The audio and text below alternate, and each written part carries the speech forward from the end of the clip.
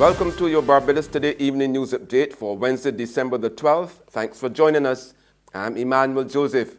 The Mayor Motley administration scraps its contract with Innotech Services Limited for the provision of community water tanks, warning that it will not be held ransom over debt owed to the private company by the Barbados Water Authority.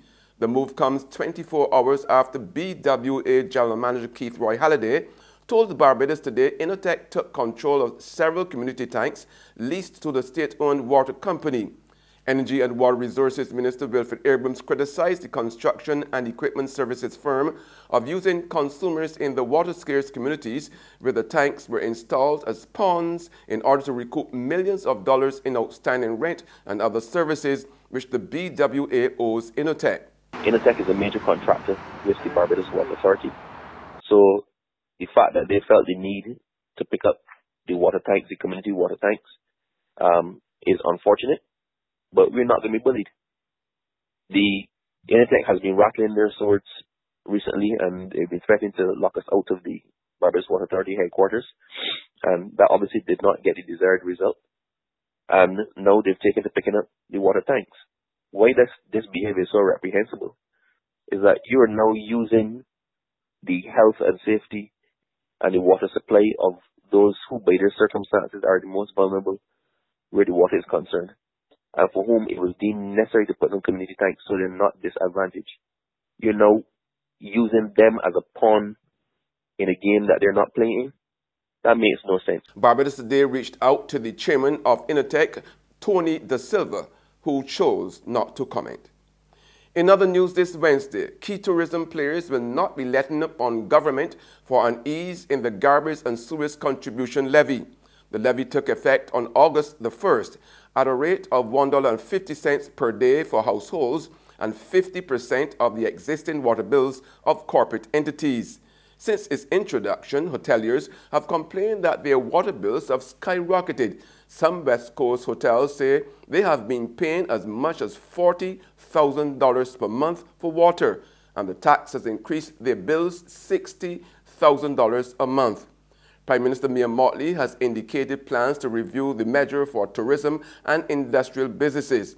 But hoteliers are still waiting, and at today's 4th annual general meeting of the Barbados Hotel and Tourism Association at the Lloyd Erskine Sandiford Center, Chairman of the BHTA, Stephen Austin, said there is a strong case for the reductions since most West Coast hoteliers have a private sewage system and use private waste haulers. We have members on the West Coast with sewage plants and private waste haulers. However, they are now faced with thousands of dollars more in costs due to the sewage and garbage contribution. We are working with government and lobbying for them to have a look at the challenge and offer an ease of at least 50% to businesses faced with this increase and still having the cost of running their own services. We understand the need for establishments and for Barbadians to pay their way, but we believe that it would be fair if we offer a reduction, if a reduction is offered in this way. Meanwhile, hoteliers along the south coast are hoping that the government's temporary fix to the long-running sewage woes, set to take effect in another 3 days, will work.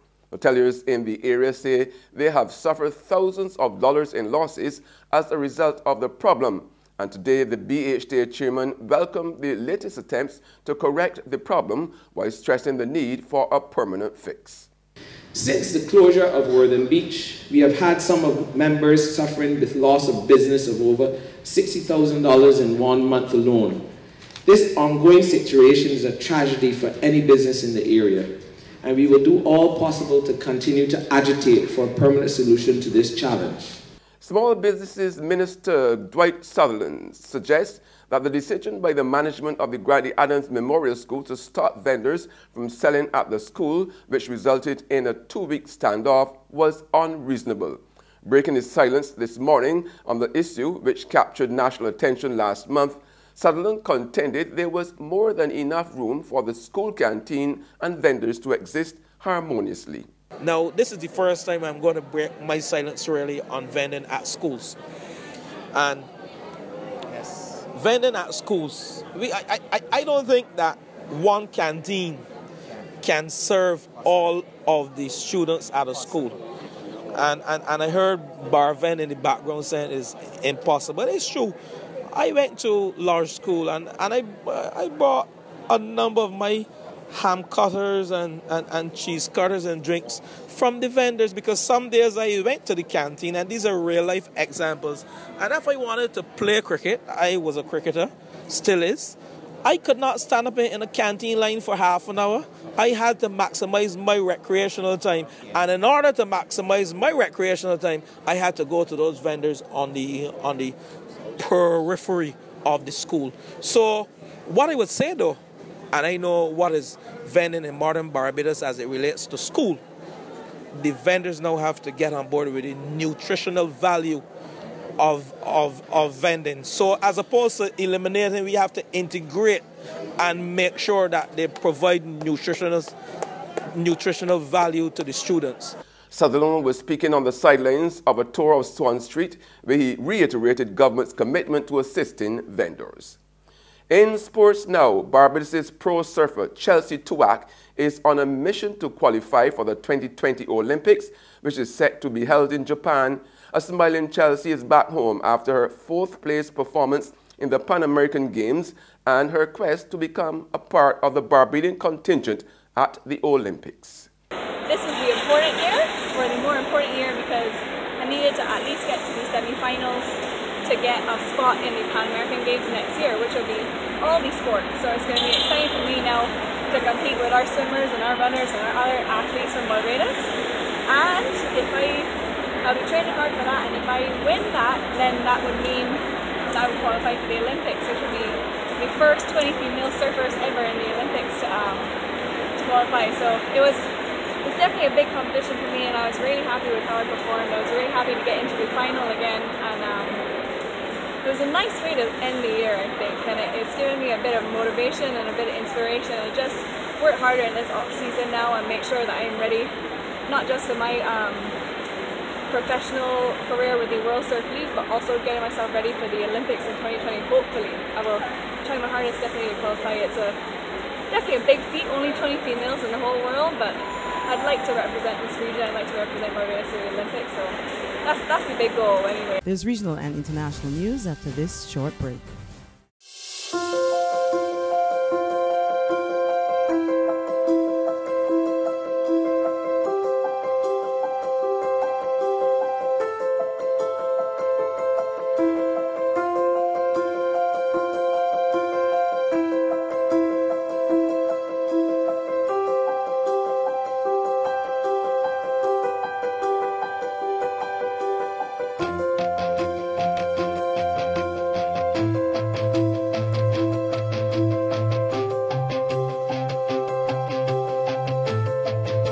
Barbados Today, news you can trust.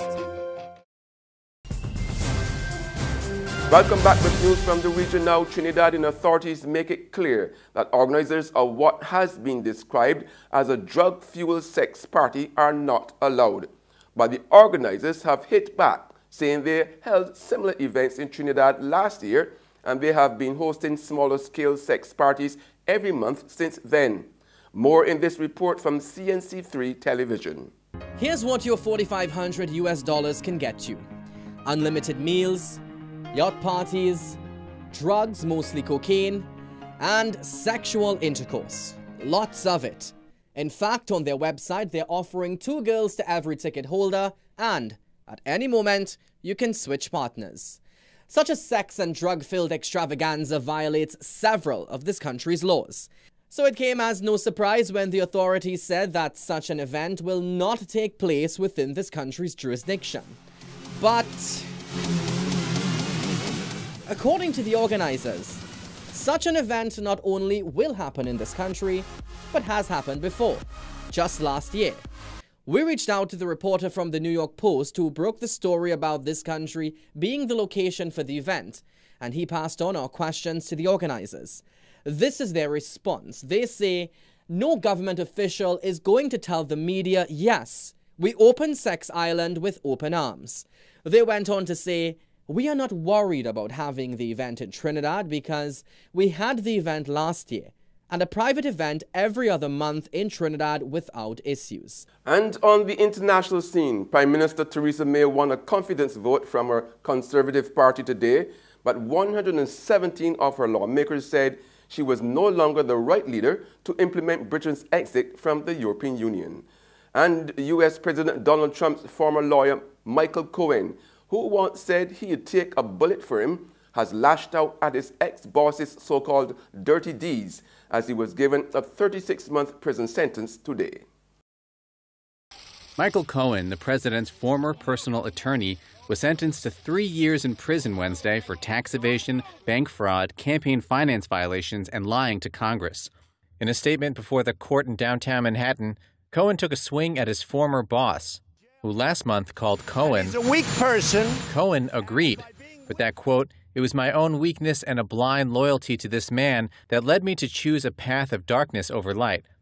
I felt it was my duty to cover up his own dirty deeds." The judge echoed this, saying that Cohen, quote, "appears to have lost his moral compass." The sentencing capped the stunning about-face of a lawyer who once said he would take a bullet for Trump, but has now directly implicated the president in criminal conduct.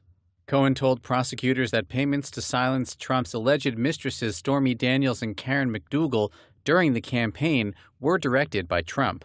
But the president told Reuters Tuesday that the payments were not campaign contributions and shouldn't be considered a crime. Quote, "If it were, it's only civil, and if it's only civil, there was no violation based on what we did." Yet Cohen will serve 36 months for that and other violations, plus 2 months for lying to Congress. And that's news, but for the very latest, visit our website at www.barbadostoday.bb. You can also subscribe to our e-paper, email updates, or like us on Facebook, and sign up for breaking news alerts via WhatsApp. We are also on Izumi Media in bus terminals, as well as Screenplay at supermarkets and gas stations near you. You can also hear us on Mix 96.9 FM and Capital Media HD 99.3. I'm Emmanuel Joseph. Have a fantastic evening.